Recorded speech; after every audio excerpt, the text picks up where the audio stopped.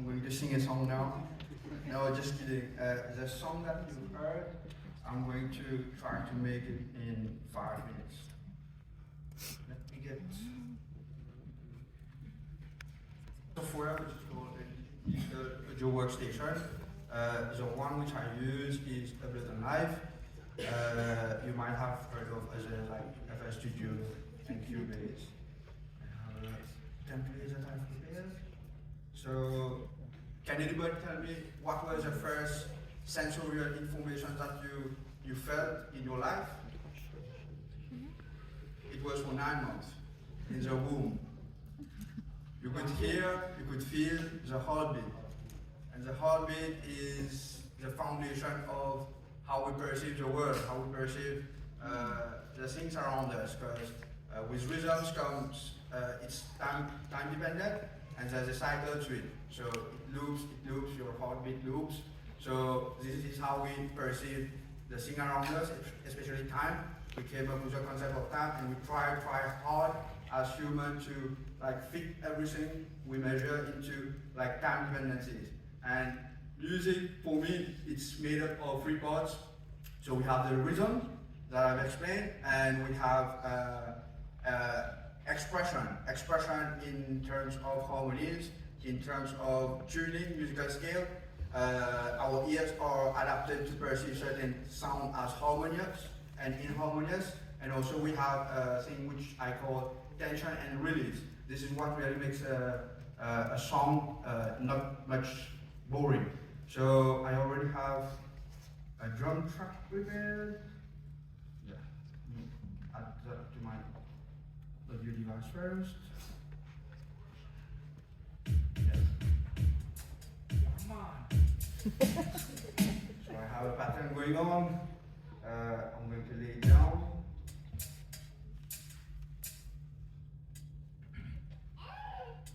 Yes,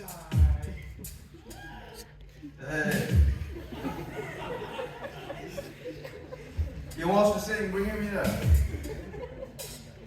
Yeah. We have sort of a drum loop.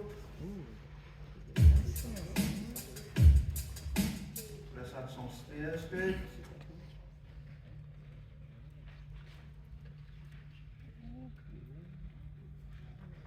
Some punch. I'll add a kick, a dirty kick.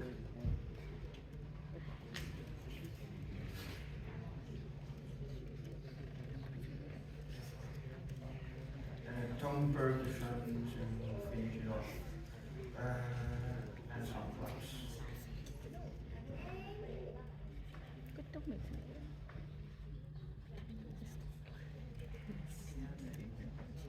So the rhythm of the track is laid down.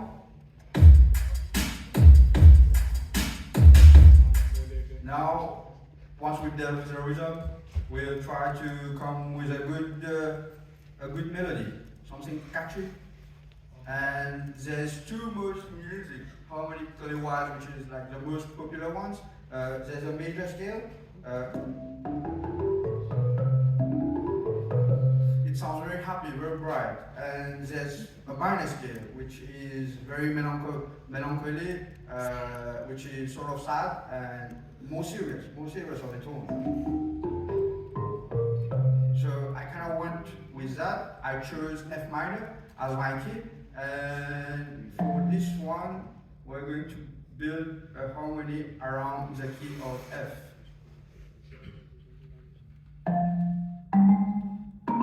With the F minor chord, the first chord in that scale. So it sounds a bit like this.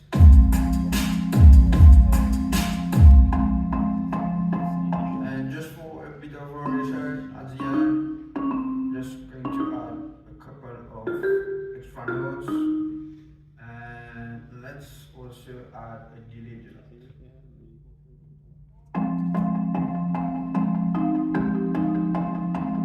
Sounds cool.